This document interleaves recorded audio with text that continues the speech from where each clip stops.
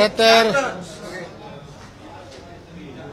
जे आता कल हाती आलेले आहेत किंवा जे दिसत आहेत, ही लढाई जी आहे ही लढाई जंगलराजाच्या विरोधात असणारी लढाई होती आणि देशाचे पंतप्रधान नरेंद्र मोदीजी यांच्या नेतृत्वामध्ये संपूर्ण देशभरामध्ये त्यांचं नेतृत्व ज्या ताकदीने सर्व समाजांना घेऊन पुढे जाताना दिसतंय, त्यामुळे नितीश कुमारजी असतील, नरेंद्र मोदीजी असतील, ही सर्व मंडळी यांनी केलेलं काम आणि त्या कामामुळेच खरं तर त्या ठिकाणी भारतीय जनता पार्टी आणि एनडीएला एक फार मोठ्या प्रमाणामध्ये त्या ठिकाणी यश येताना दिसतंय। खरं तर त्या ठिकाणी बरेच मंडळींना सकाळपासून किंवा 2 दिवसापासून जी चर्चा होती की त्या ठिकाणी चुरस आहे, परंतु चुरस कोणामध्ये आहे तर अपक्ष आणि काँग्रेस यांच्यामध्ये चुरस आहे। काँग्रेस त्या ठिकाणी अपक्षांबरोबर स्पर्धा करत आहे।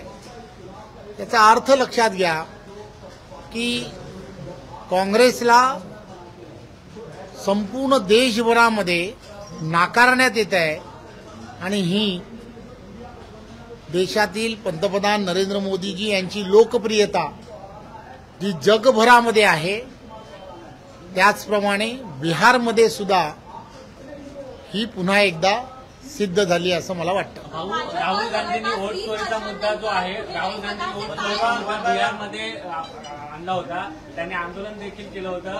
बिहारच्या जनतेने आता उत्तर दिलेलं आहे का? हे खरं तर प्रत्येक निवडणुकीमध्ये फेक नेरेटिव्ह तयार करावेत अशी एक पद्धत निवडणुकीमध्ये किंवा निवडणुकीच्या अगोदर सुरू होते।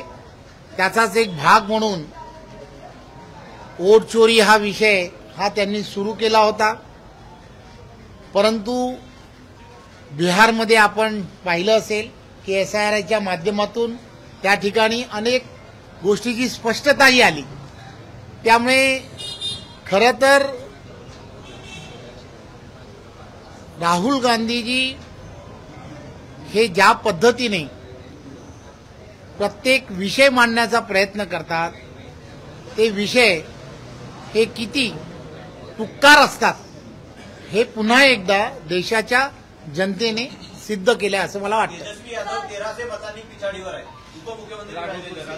एक गोष्ट लक्षात घेतली पाहिजे, पंतप्रधान नरेंद्र मोदीजींची जादू ही पुन्हा एकदा बिहारमध्ये ही पाहायला मिळते।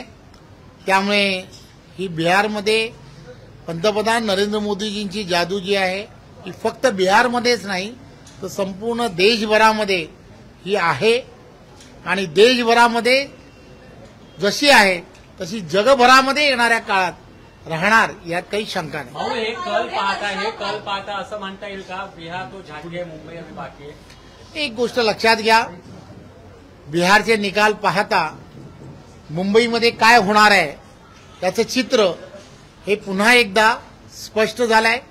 देशाचे पंतप्रधान नरेंद्र मोदीजींनी मुंबईमध्ये इन्फ्रास्ट्रक्चरसाठी किती मोठ्या प्रमाणामध्ये केंद्रातला निधी दिलाय हे आपण जाणता।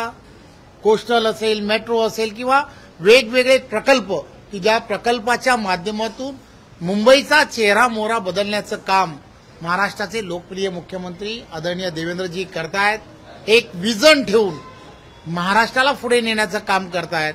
मुंबईलाही एक वेगळ्या पद्धतीने मुंबईतील असणाऱ्या इन्फ्रास्ट्रक्चरला आवश्यक असणाऱ्या सर्व नागरी सुविधा निर्माण करण्याचं काम देवेंद्रजी करतायत हे आपण सर्वजण पाहता। त्यामुळे मुंबई ही येणाऱ्या काळामध्ये 100% महायुतीची राहील यात काही शंका नाही। दादा, जवळपास 20 वर्षांनंतर जर बघितलं तर आज भाजप देखील बिहारसारख्या राज्यामध्ये स्वतःचे पाय रोवतोय आणि जवळपास 82 सीट्स ते घेत आहेत। कसं बघता या विजयाकडे? एक गोष्ट लक्षात घ्या, देशाचे पंतप्रधान नरेंद्र मोदीजींनी या 11 वर्षामध्ये संपूर्ण देशभरामध्ये जे काम उभं केलंय, शेतकरी असेल, कष्टकरी असेल, प्रत्येक क्षेत्र आणि प्रत्येक घटकाला न्याय देण्याचं काम हे पंतप्रधान नरेंद्र मोदीजींच्या नेतृत्वात हे केलं गेलेलं आहे. त्यामुळे प्रत्येक जण, मग ती त्या ठिकाणची असणारी बहीण असेल, त्या ठिकाणचे असणारे कामगार वर्ग असतील, त्या सगळ्यांना एक आनंद देण्याचं काम हे देशाचे पंतप्रधान नरेंद्र मोदीजी करतायत. 25 कोटीपेक्षा जास्त कुटुंबांना दारिद्र्य रेषेच्या बाहेर काढण्याचं काम हे पंतप्रधान नरेंद्र मोदीजींच्या नेतृत्वातल्या सरकारने केलं आहे. की खरं तर एवढं मोठं काम हे या एनडीएच्या सरकारने केलं आहे. यामुळेच या विजयाला खरं तर बिहारसारख्या राज्यामध्ये मिळालेला हा कल जो आहे एनडीएला, हा त्यामुळेच आहे असं मला वाटतं. धन्यवाद.